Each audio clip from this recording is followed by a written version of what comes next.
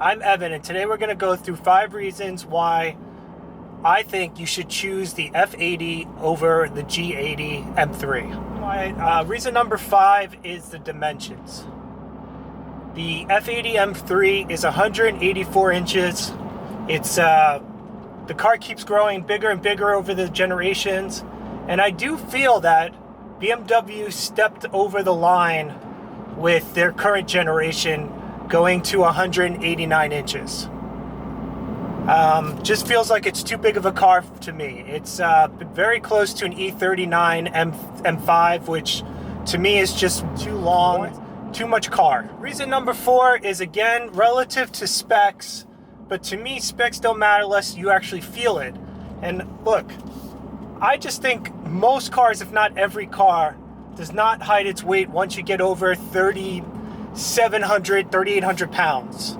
At that point, you're in a car that you notice the difference when you enter turns and you go through the apex. According to BMW blog, the F80 M3 Auto Competition, which is what I have, comes in at 3,600 pounds. 3,604 to be exact. And they're saying there's a 170 kilogram difference between that and the G80 competition, which when you convert that to pounds is about 370 pounds.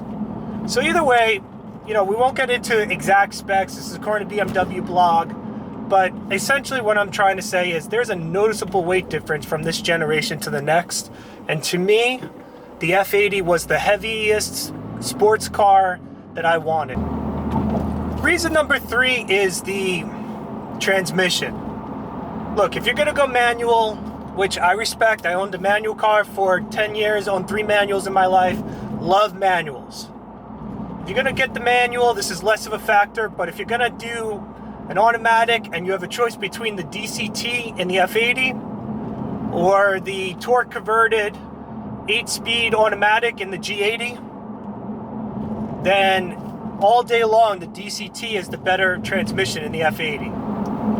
So reason number 2 is an interesting one, and that is that it's more new car versus used car, but I'm still gonna put it out there.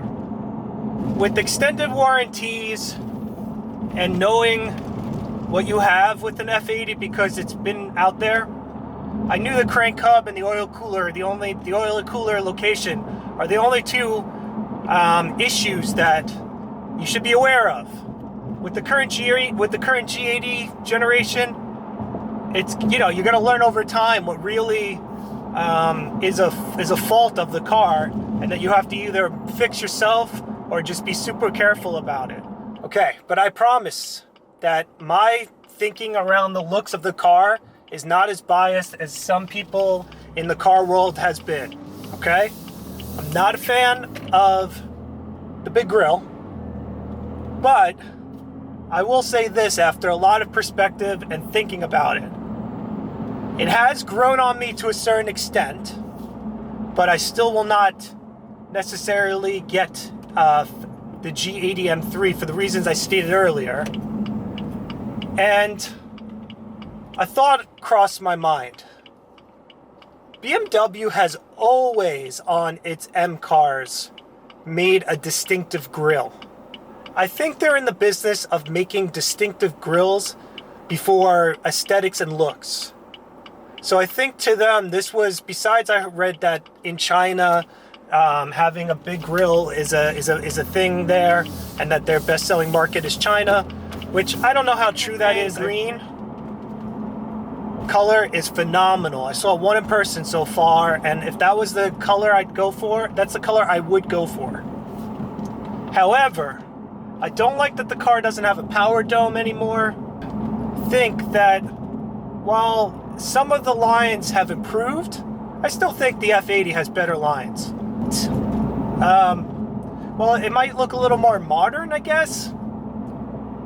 To me, the F80 is the better looking car, hands down. With that said, this is all for fun. I hope that if you want to get into a spirited conversation with me, please comment. I'd be happy to tell you what I think. Otherwise, Enjoy your day, and thanks for watching.